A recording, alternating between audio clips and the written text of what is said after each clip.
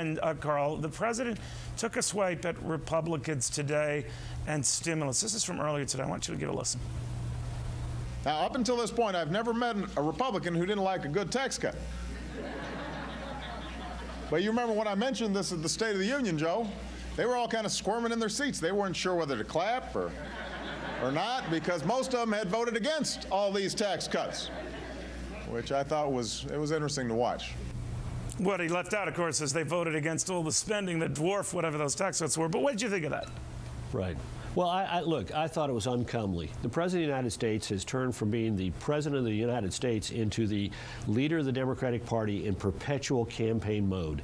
If he was generous, if he was less hard-edged, if he was not as nasty and quick with both an excuse, the blame, or a slap, I think he'd be in better shape. This is why the Democrats are going to be in worse shape by Election Day than they are today, because the President of the United States is not doing things that will lift them up. 9 months is a long time, Carl. 9 months is a long time. I agree. But Neil, I'll place a bet with you today. I think the Republicans are going to get at least 7 seats net in the United States Senate, and I think they're going to get between 23 and 28 seats at minimum, and probably by Election Day potentially significantly more in the House. I just don't know where they haven't been able to look at all the candidate recruitment. But you don't think either the House or Senate turns?